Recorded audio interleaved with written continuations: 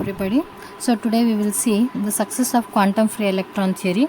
It is also known as merits of quantum free electron theory, or you can also say it as what are the advantages of the quantum free electron theory. So earlier we know that from CFET, okay, we said that CFET failed in explaining the temperature dependence. How is sigma dependence on temperature?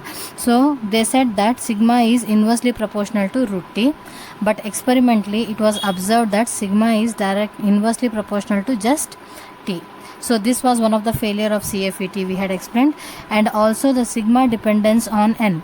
So from the expression that is sigma is equal to N E square tau by M was the expression for electrical conductivity using CFET. So from this expression we could say that the electrical conductivity is directly proportional to the concentration of free electrons. So if more number of free electrons are present, then conductivity should be more.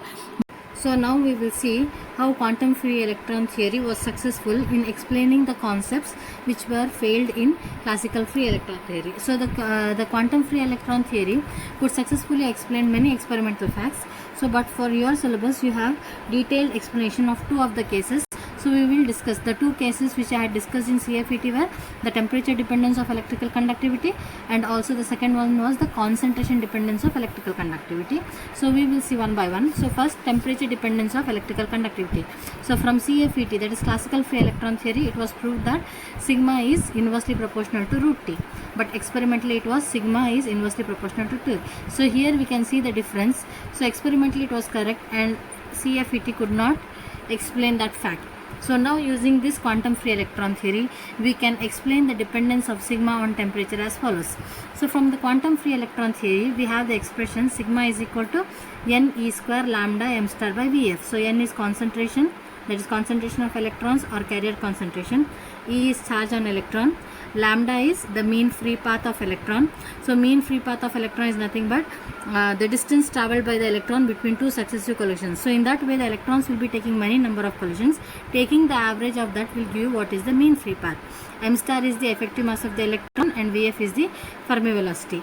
So from this expression again we can see that sigma is directly proportional to N.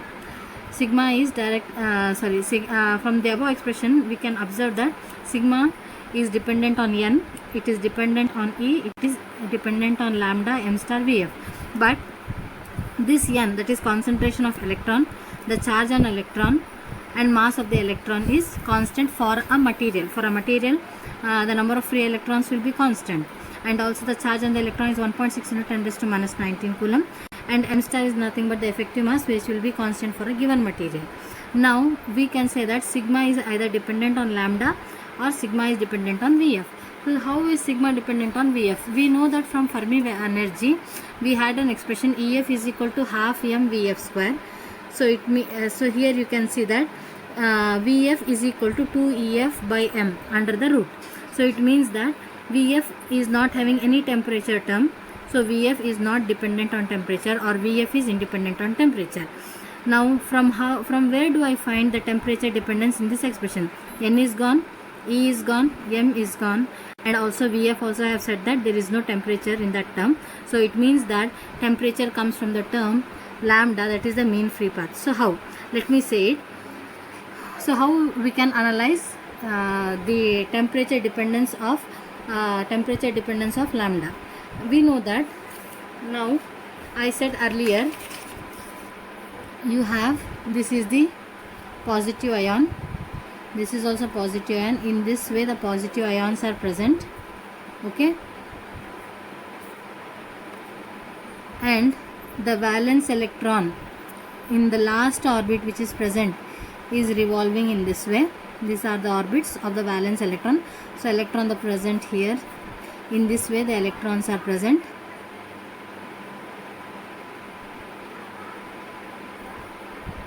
So now this electron will move in this orbit and it might find a chance to jump into the another orbit. It means that it can move from either this atom, it can move to this atom, or it can move to this atom.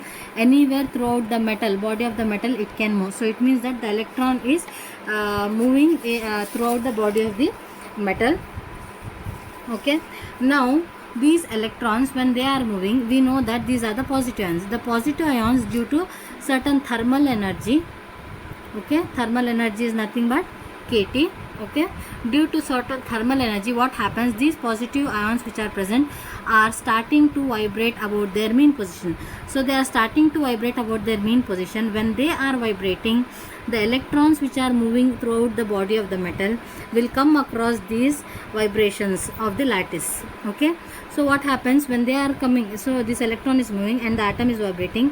When the atom is vibrating, if the electron collides with this lattice ion, then the electron scatters from its direction. Okay, so this whatever scattering rate is there for the electron, it depends on the amplitude of the vibration. So if the positive ion is here and it is vibrating in this direction, so this much is the amplitude of vibration. Let me represent it by R. Okay, if R is the amplitude of vibration, then the ion vibrate effectively. It is not that it will be vibrating in this particular direction. In all the 360 direction it can vibrate, either in this direction, this direction, this direction, or this direction. In all the 360 direction it can vibrate. So effectively it can cover an area of cross section pi r square. Okay, this is the area that is blocked by the for the electron part. It means that if this atom is vibrating with this area, the electron, when it comes under the vicinity of this much area, there are more possibilities for the electron to get scattered. Okay, now if the area is more, then scattering also will become more. So we know that. Okay, or I can say the lambda, mean free path. Mean free path, as I said, it is the distance traveled by the electron between two successive collision. When you take the average of that, okay, that will give mean free path. Now increased scattering means the electron is moving, it is because of this lattice ion it is scattered. So again it is moving, because of this lattice ion it may be scattered. So in this way it goes on scattering. So increased scattering results into decreased or reduced mean free path. It means that it travels only a shorter distance. It one scattering happens, it travels, again another scattering comes into picture. So the distance between the two scattering is less. Again for the third scattering, if the distance is less, or you can say the distance traveled by the scattered electron is less, it means that even the lambda is also less. Okay, so in this way I can say the increased scattering results into reduced mean free path. So lambda is inversely proportional to 1 divided by pi r square. So what is the area of that lattice ion to vibrate? It is inversely proportional to the mean free path of the electron. Now we know that energy is directly proportional to square of the amplitude. Energy of a vibrating body is directly proportional to square of the amplitude.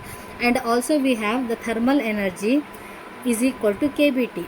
Okay, this is thermal energy, or I can say energy is directly proportional to temperature. So let me say this as equation number 1, this as 2, and this as 3. Now from this equation 2 and from 3, I can see that energy I have on the left hand side, and on the right hand side I have r square and t. So I can write r square is directly proportional to t.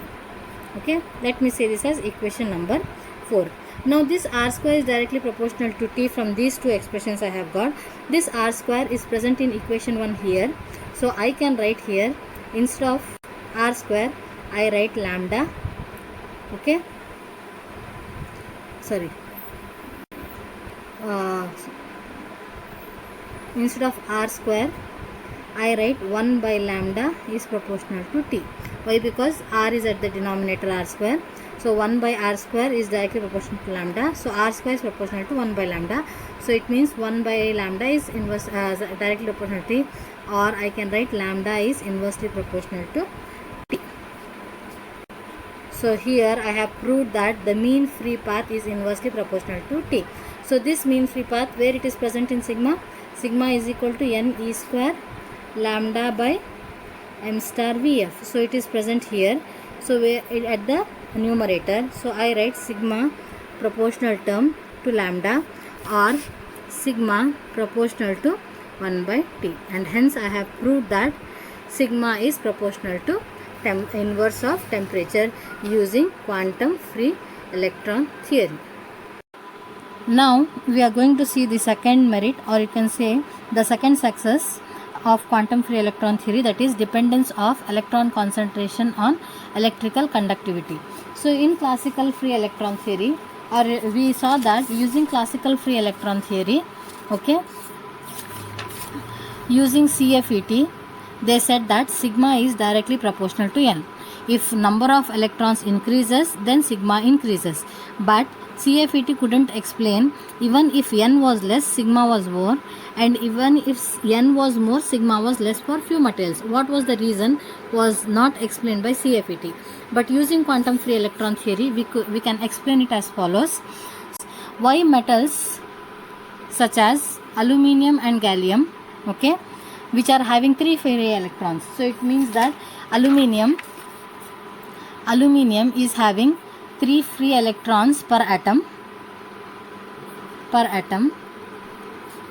and also gallium is having 3 free electrons per atom, whereas other atoms like copper and silver,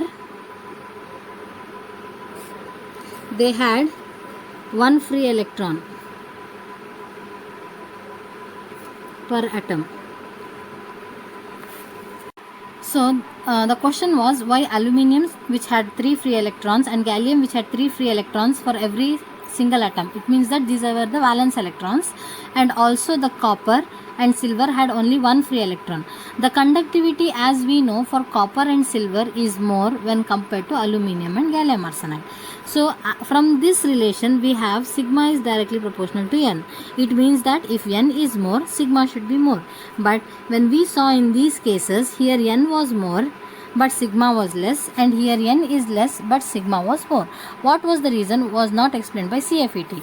So this QFET could explain what was the reason. They said that the expression for electrical conductivity was given by sigma equal to n E square lambda by m star Vf. Depends on n, comma, m star and also lambda by Vf. These are the 3 points on which your electrical conductivity depends. It does not depend only on the concentration of electron. So we saw it was observed that for copper and aluminium, I am going to consider the case. First I will consider n. Okay, for aluminium, n for aluminium was 2.13 times higher than copper. So it means that the concentration of aluminium was greater when compared to copper, and that was 2.13 times. Okay, no doubt from this sigma will increase for aluminium. Okay, sigma will increase for aluminium. Why? Because aluminium is having more n. Next we will see lambda by Vf. Lambda by Vf for copper, or let me say in terms of aluminium, for aluminium was 3.73 times less than copper. So from this you can see lambda by Vf for aluminium was 3.73 times less than that of copper. So here it is 2.13. 2.13 increase the sigma for aluminium, but here you can see 3.73, it is less. So 2.13 if you minus here, you might get approximately around 1.6. So here sigma will decrease for aluminium. So here it has decreased for aluminium. Next, the third case is effective mass. The effective mass for aluminium, this is 1.08 times high than copper. So 1.08 times high than copper. Here n is in the numerator, so there is a direct proportionality. Lambda by Vf is also, so n, you can see here from this expression, n e square lambda by m star Vf, n is in the numerator. Also lambda by Vf, this is also in the numerator. But m star is in the denominator. So m star for aluminium is 1.08 times higher than copper. So for this what happens, sigma will also decrease. Why? Because m star is in the denominator So sigma will decrease for aluminum. So from these three cases you can see here it is 2.13, 3.73. From this 2 we can see 1.6 times it will become more, and here this is at the denominator. So if this is at the denominator having higher value, so this might again increase what is this value. So hence you can say that all these conditions which are present serve for higher value of sigma in copper.